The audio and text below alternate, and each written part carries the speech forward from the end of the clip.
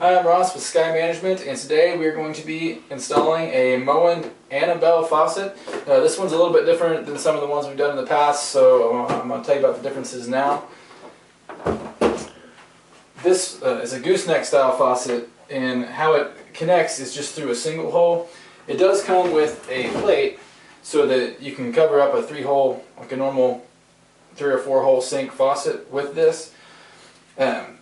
But you don't have to use it, and we're going to be doing it on a single hole today. The difference that this one has, as opposed to, say, the Adler that we normally would use, is that it uses a T-piece like this that branches off the supply. So the supply lines go in up here, and they come out down here, and you're going to use the T-piece once you get it installed. You can't shove it through the hole. You put the T-piece on there, and then the gooseneck goes in one side, and the sprayer goes in the other side. So if you're going to do this without the sprayer, then you can just connect the faucet part directly in to where the supply comes out.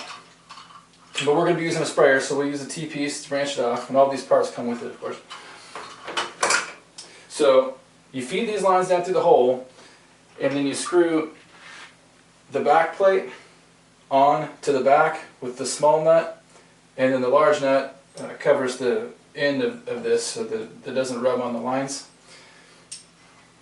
And it even comes with this handy little tool to put it on there, which is going to be great because we have a pretty deep sink that we're going to be installing this on, so you have to reach up behind there to do it, and so it comes with a little wrench tool thing that makes it easy to do. So let's I'll put the camera underneath here so we can get a good look at it, and we'll get started. We're going to feed our lines down from the top.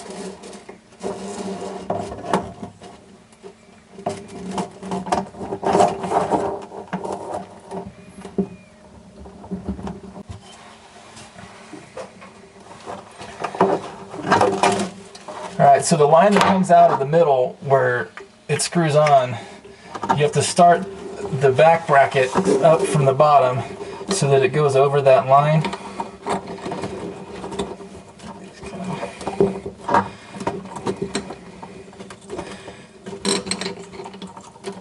And then you're going to want to feed all the rest of the lines through the opening in the bracket. Let me get the screw up there too. Get it started.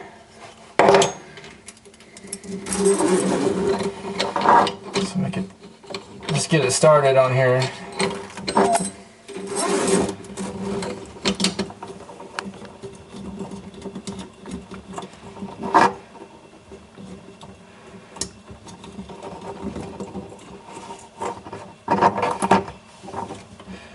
And see, it kind of looks like Pac-Man, and you got to get all the lines coming through that opening.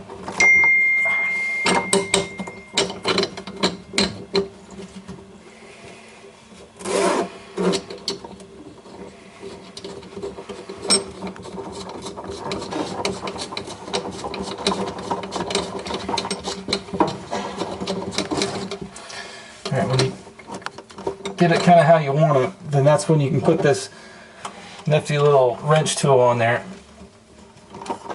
and that'll help screw it up the rest of the way.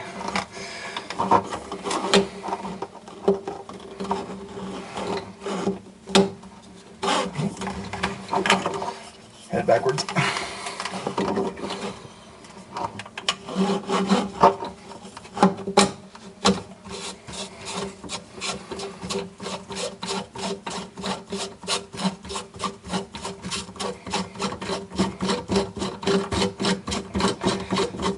Okay, we're not going to tighten it down real tight right now. We're just going to kind of snug it up on there. And then I'm going to look at it from the top and make sure I got it how I want it before I tighten it on the rest of the way.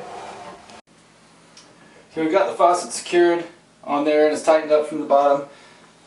Before you feed the sprayer down through there, you have to put the little sprayer holster in there. So I'm going to go ahead and do that, and then I will get back with you underneath there. We're going to put the sprayer holster on, we're going to feed the sprayer down through it, and then I'll meet you underneath there, and we will talk about putting this T-piece on to connect the gooseneck part of the faucet and the sprayer all together. Now that the faucet's on there where we want it, I'm going to put this extra little cap on the back of this. It just kind of keeps the threaded piece from rubbing against the other stuff. Now, to put this T-piece on, all of these ends have little protective caps on them that are protecting the rubber grommets on there, so we got to pull those plastic ends off. And now, the T-piece will go up in this, but I'm going to hook the other lines to it first, so hopefully you can see me.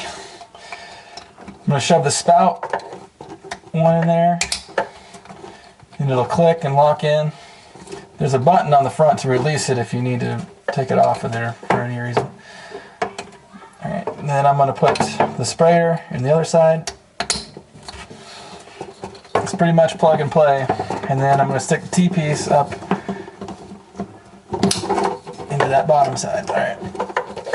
So the faucet's all hooked up. Now all we have to do is connect the supply lines to the water shutoffs and we'll be ready to go.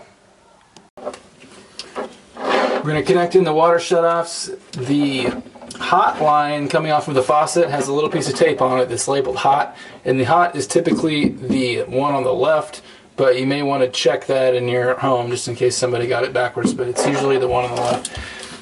So I'm going to do the cold side first over here.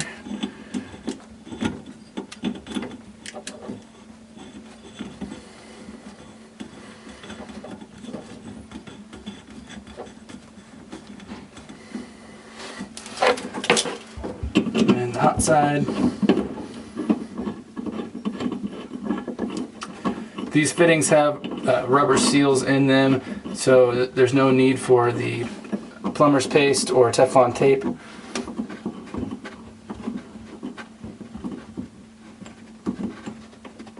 I'm going to get a wrench and snug those up, and then we will be all set. Everything went really well. Everything got hooked up. We ran into a couple small things along the way, but all in all, I think my wife's going to be real happy with it. Again, we had to buy a new faucet. We were going to buy a new faucet anyway, even with the granite one. So eliminating the cost of the faucet, which was about $110 at Lowe's, the whole thing, the whole project only ended up costing about $110 versus the $1,000 the granite guys were going to charge. So I'm very happy with it. Yeah, everything worked out great. It's got hot and cold water. It all works out. The sprayer works fine. I think it's going to last great and work great for many years to come. So if you like it, like and subscribe below.